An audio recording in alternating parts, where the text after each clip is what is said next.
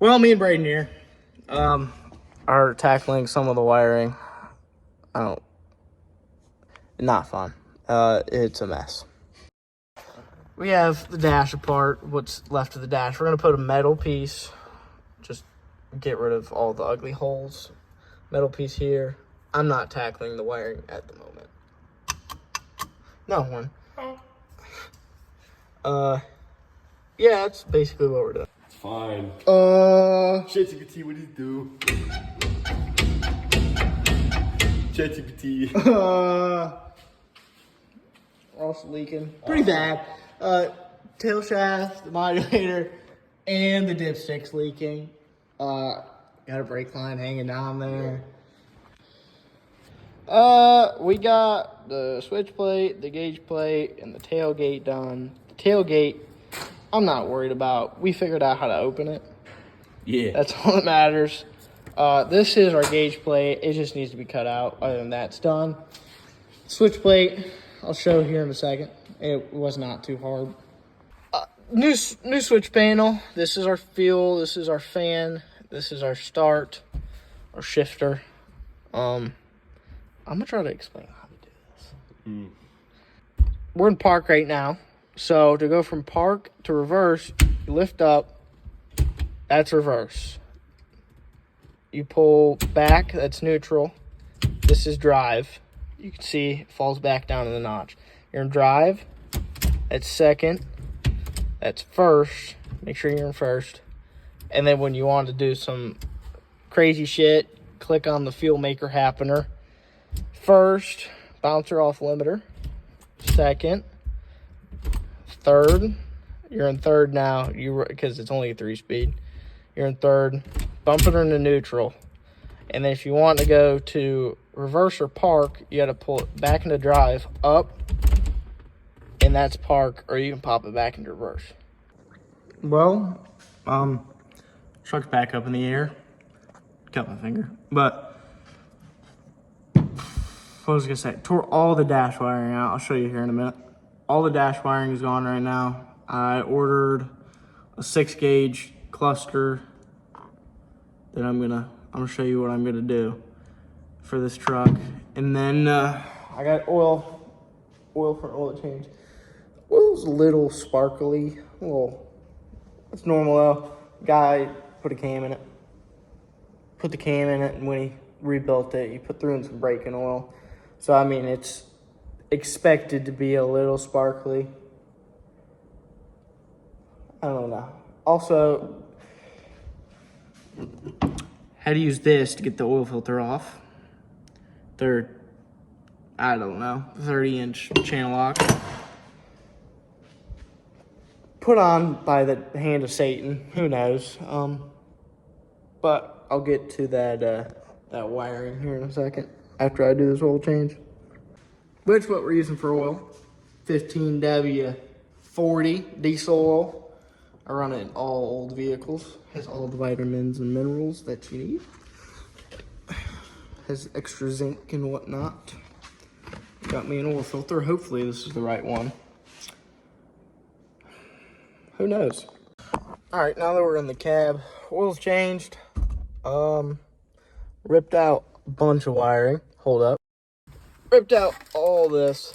It was just all clustered in here. We got some multi-way connectors ready for the new gauges.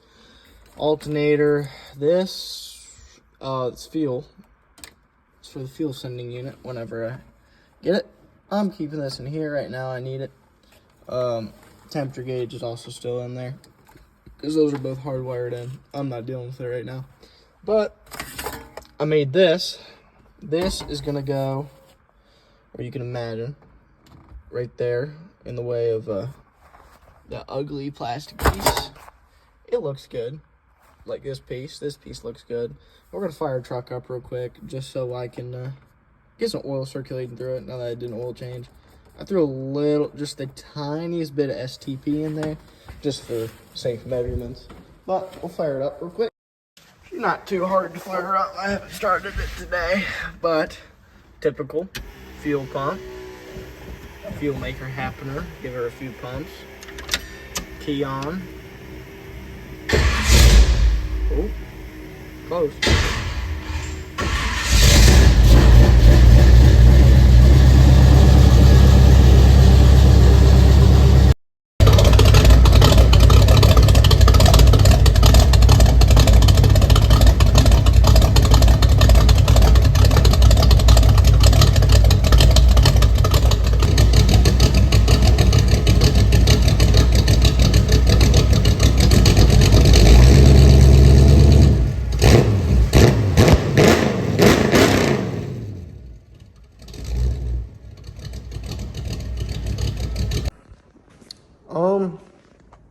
I think tonight we're gonna start the paint work on this truck.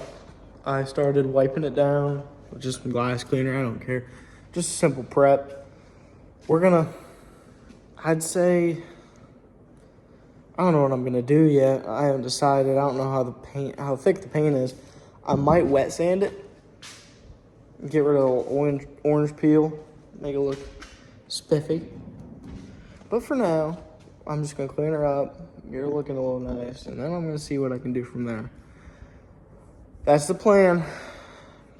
I mean, interior's a little mess right now, but it's cleaner. It needs to be clean still. I haven't cleaned it. I haven't worried about that yet. That'll be one of the last things. Once I get the gauge cluster and the interior pieces figured out, then we'll worry about that. But I don't know if, yeah, you can see all the orange peel. I want to get rid of that so it looks all smooth, even though the bed's Ripley. It was a work truck at one point. I'm not too worried. Yeah. Try to get her to look okay. Try to polish the turd. All right, so we're wet sanding the side of the bed right now. 5,000 grit. Usually you use something smaller, but I'm not too worried about it. This is what I have on hand. I'll show you how to do this real quick. I'll give you a little tutorial so you know. You're gonna wanna set that right there. Now, wet your workspace. Make sure it's liberally wet. Water, just the tiniest itty bitty soap. Just slowly work your pad into the paint. Try to keep a nice uniform speed. And then right here, we're gonna wanna get as much contact area as possible.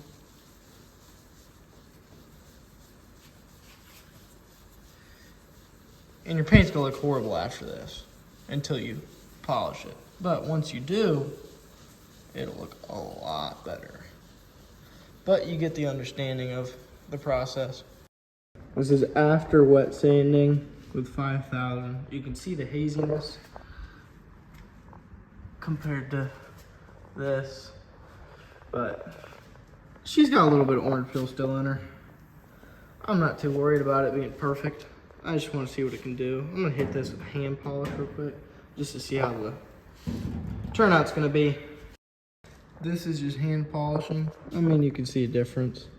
Still orange peel in it, but hand polishing, you don't really get much result. Just kind of shows what it'll do. But we'll get there. We have done the entirety of the truck. You can't really tell. I mean, you can. It's all hazy and whatnot. The entirety of the truck, it is smooth, is done. Now I'm going to do a two-step polish on the entire truck, which is going to be compound and then a polish, and then I'm going to coat it. I might go overkill. I didn't do the hood. The hood I'm not worried about because we have to fix that. Haven't fixed that yet, but see, fenders are all hazy. I'll do this fender here. I'll start here. I polish my pad. I'll start on this fender, and then I'll show you what it looks like after I do a compound. Polish will bring out the shine a lot more, but just compound will make a absolute difference with these. This is step one. I have my rag right here.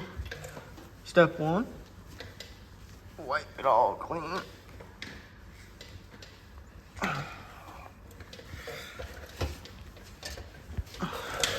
So it looks like it's a little shinier. Not perfect, but it'll get the job done. That's what it looked like. That's what it is now. That's the first step. The second step will bring out a lot. All right, here's half of it. This is one step, so it's just compound. After I sanded it, doesn't look too bad if you ask me. Looks pretty damn good. This is just one step. It'll get shinier, but I only have this side, not the tailgate, not the other side. I think I'm gonna do the tailgate and the other side tomorrow. I'm a little tired. I got some homework to do, so I think I'm gonna do that. Might tinker a little bit on the inside, but I'm about done for the night with the polishing and whatnots. Yep.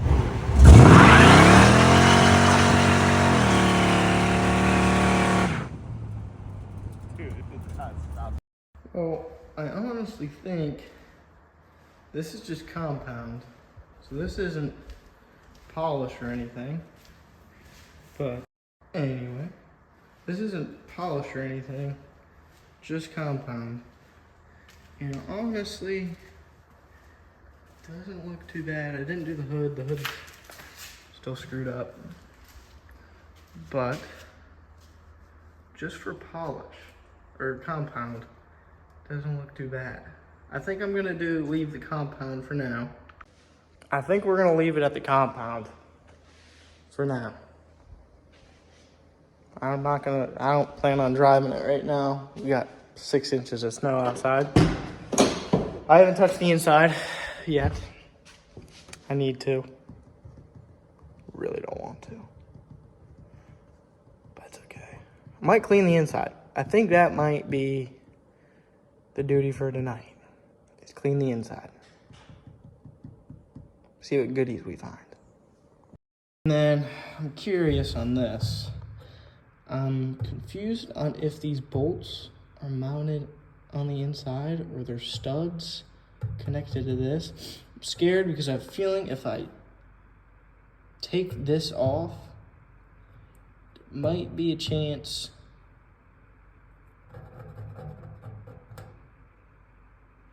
that these fall into the tank. I don't want that to happen because then I don't know how to remount them.